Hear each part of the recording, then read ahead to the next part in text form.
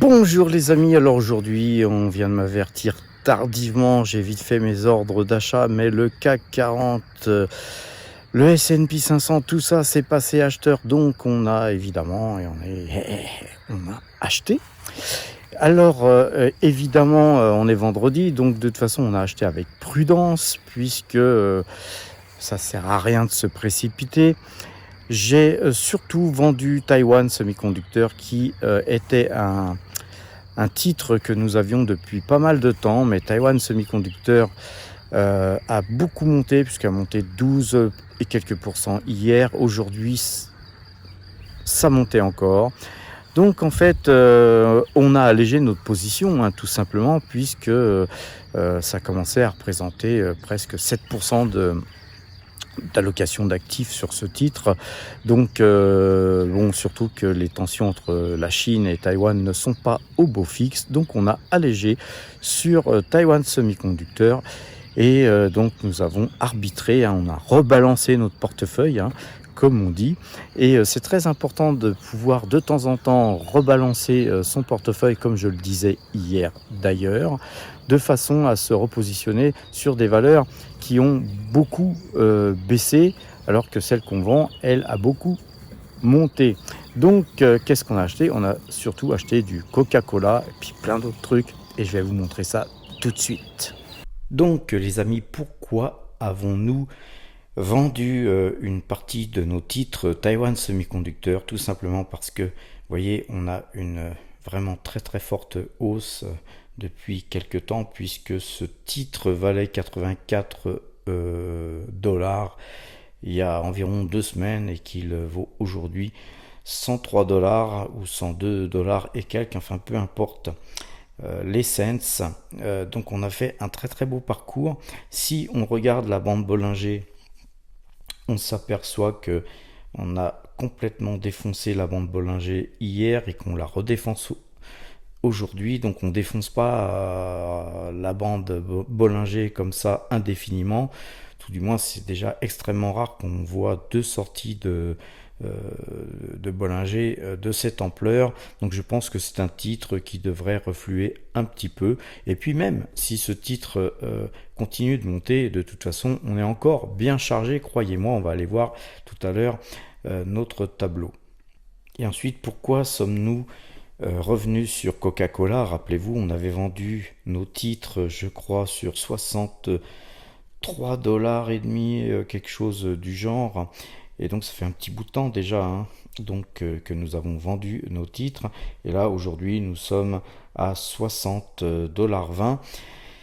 Il faut savoir que Coca-Cola, ça verse un dividende, un rendement de 3%, et que Taiwan Semiconductor, c'est un dividende qui donne un rendement de 2%. Donc non seulement on vend un titre qui a beaucoup monté, puisqu'on a même mieux vendu que Warren Buffett. Rappelez-vous, il était sorti, ce qui avait fait beaucoup baisser le titre et ce qui a fait qu'on était resté scotché sur Taiwan Semiconductor à cause peut-être de Warren Buffett. Mais rappelez-vous la vidéo que j'avais faite ce jour-là, j'avais dit mais c'est pas grave, nous on vendra bien plus cher que Warren Buffett, puisque de toute façon nous sommes sur le long terme sur ce titre, et vous voyez, finalement nous avons vendu mieux que lui une partie de nos titres et il nous en reste encore. Donc sur Coca-Cola, nous rentrons sur aussi du long terme, mais alors comme Taiwan Semiconductor, si ce titre montait très fortement, ça ne nous empêcherait pas de le vendre. Donc aujourd'hui, il y a beaucoup de choses à dire. On va regarder un peu les valeurs qu'on a l'habitude de traiter. Total Energy monte de 1,38% aujourd'hui, donc j'ai hésité, je me suis dit on est déjà bien chargé sur ce titre, et donc voilà, moi j'aurais bien acheté si ce titre avait continué à baisser. Donc nous conservons notre pause sur Total Energy, nous n'avons pas du tout augmenté notre pause sur cette valeur aujourd'hui. Comme Taiwan Semiconductor nous a permis de faire du cash et que la Coface monte très fortement, d'ailleurs de plus de 10% aujourd'hui, alors qu'hier elle avait déjà bien monté suite à des très bons résultats. Donc on peut effectivement regretter, il y a des gens qui m'ont fait des commentaires et qui m'ont dit ASML ça se vend pas. Effectivement, voilà, maintenant on pourrait regretter parce que ça prend 4,52%. Alors d'une part, moi je regrette pas parce qu'on meurt pas d'un petit bénéfice, on a pris notre bénéfice, c'est pas grave. Effectivement, on peut avoir des regrets, mais vous savez, la bourse c'est le temple des regrets. Hein, beaucoup de gens se disent ah si j'avais acheté plus bas et si j'avais vendu tout en haut, au plus haut, pourquoi pas, et acheté au plus bas, c'est impossible. On prend ce qu'on a à prendre et quand on a à le prendre, on le prend. Et avec cet argent, on rebalance son portefeuille, on fait de l'arbitrage et on achète des valeurs qui ont baissé. Coca-Cola, je vous dis, c'est une valeur qu'on avait vendue plus haut. Il y a beaucoup de gens qui vous disent bah, Coca-Cola, c'est une valeur qui ne se vend pas. Bah, vous voyez que je la rachète moins cher, mais peut-être je vous ai dit tout à l'heure 66 dollars, peut-être que c'était même au-dessus qu'on a vendu ça, mais peu importe, je sais très bien qu'on l'a vendu plus haut, moi je me remets dessus parce que c'est un titre que, voilà, sur lequel on ne prend aucun risque sur le long terme. Alors par contre on peut aussi regretter d'avoir vendu Tesla, bien sûr, mais d'un côté Tesla ne verse pas de dividendes. Quand vous regardez ASML, c'est je crois même pas 1% de dividende sur ces prix-là. Donc moi personnellement, voilà, je rebalance mon portefeuille car comme vous le savez, je privilégie le dividende. Et avec ces dividendes, ensuite, ça ne nous empêchera pas de refaire feu sur Tesla, ASML et autres valeurs de qualité et de croissance. Donc les amis, comme vous le voyez, Coca-Cola, tout ce qui est en blanc, hein, ce sont des titres qui ont bougé, qui ont été augmentés en termes d'allocation d'actifs, hein, ou baissé, comme Taiwan Semiconductor qui était la deuxième plus grosse valeur, là aujourd'hui est un petit peu en dessous de 5% d'allocation d'actifs sur cette valeur. Donc nous avons acheté du S&P 500, donc ce qui porte à plus de 2% de nos actifs investis sur le S&P 500. On a aussi augmenté nos investissements sur AXA. On a refait rentrer Coca-Cola à bon compte, hein, comme je vous le rappelle, à meilleur prix que nous étions sortis. Nous avons augmenté aussi notre position sur L'Oréal et sur Michelin sur le marché français. Quant au marché américain, nous avons acheté quelques Pfizer pour compléter notre ligne, qui, je le rappelle, Pfizer comme Smucker d'ailleurs ou Michelin sont des valeurs qui versent des rendements beaucoup plus sympathiques que Taiwan Semiconductor. Donc voilà, nous avons rebalancé notre portefeuille avec une entrée qui est Coca-Cola, qui fait donc son entrée de nouveau dans notre portefeuille. Pour ceux qui me suivent, hein, vous êtes au courant que je montre chaque fois mes achats parce que à Power Trade on montre tout, hein, c'est pas du pipeau. Nous avons donc acheté aujourd'hui 100 AXA à 27,15 et on a acheté aussi donc du Lyxor PEA S&P 500. C'est un ETF qui a été donc exécuté au prix de 15,25 €.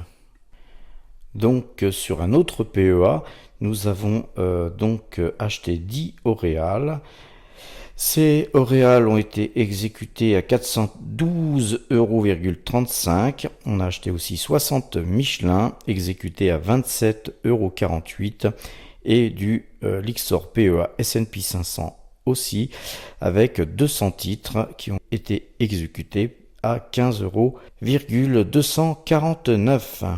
Et donc sur le compte de Giro, nous avons donc vendu 133 Taiwan Semiconductor à 102,93 $ pour les 33 et pour les 100 autres à 102,94 €. On va dire 102,94 € est plus proche de 102,93, mais ce n'est qu'un détail. On a acheté à la place 120 Coca-Cola que nous avons payé 60,56 $, ainsi que 70 Pfizer que nous avons payé 37,92 $. Pour terminer, nous avons acheté aussi 6 Smucker à 147,30 €. J'ai dû oublier de vous en parler tout à l'heure. Voilà, on a des dividendes, hein, je vous en ai déjà parlé de KHC, mais on a Pfizer justement qui va détacher un dividende très bientôt. Toyota qui donc va détacher aussi un dividende, et Try Beverage qui va aussi détacher un dividende. Il faudra que je voie à les porter sur notre tableau à l'occasion. Là aujourd'hui j'ai pas trop le temps, comme vous le savez je suis en vacances, et suite à ça je suis pas trop équipé, hein. J'ai juste amené mon Mac et mon iPhone avec mon micro, qui d'ailleurs va devoir être testé, parce que je m'aperçois que je suis souvent en mono plutôt qu'en stéréo, donc il va falloir que je règle ce problème au plus vite. Je crois vous avoir tout dit les amis, soyez prudents, faites attention. Comme vous le voyez sur le compte de Giro, on a un peu plus de 8700 € en liquidité. Sur les autres comptes, on a à peu près, je sais même plus, mais 90 000 € de liquidité. On n'est vraiment pas pressé d'acheter, hein. Même vous voyez, si je fais cette vidéo un peu tardivement, parce que on m'a donné les points d'achat tardivement aujourd'hui, c'est pas grave. Moi j'ai pas tout investi, donc vous voyez, il sera tout à fait possible et tout à fait assez tôt d'investir lundi. Faut pas se presser, faut pas se précipiter. La bourse, c'est quelque chose qu'on doit faire à tête reposée. Toutes les stratégies que vous mettez en œuvre, il faut les faire la veille au soir pour le lendemain, avec des petites peut-être différences suivant par exemple des fortes variations qu'on pourrait voir sur des titres, comme par exemple Coface, qui a beaucoup monté. On aurait pu très bien se poser des questions aussi, de se dire je pensais pas les vendre, mais après 2 hausses pareilles, pourquoi pas les vendre. Et donc on peut aussi revenir sur ces stratégies le lendemain, mais c'est préférable de ne pas le faire, car il vaut mieux agir à tête reposée. C'est pour ça que je vous encourage à regarder d'ailleurs la vidéo sur EOD, hein, la stratégie de The End of the Day, c'est-à-dire à la fin de la journée, vous prenez une décision d'étudier les marchés, de voir l'ensemble de vos titres, de vous regarder votre watchlist et de décider ce que vous allez faire le lendemain. Alors, c'est beaucoup plus sécure de travailler comme ça, parce que vous ne travaillez plus avec vos émotions et vos sentiments, vous travaillez avec votre tête uniquement, et ça, c'est aussi un gage de réussite. Voilà les amis, je pense vous avoir quasiment tout dit. On n'a jamais tout dit, hein. Je vous souhaite une bonne fin de soirée, portez-vous bien et à demain.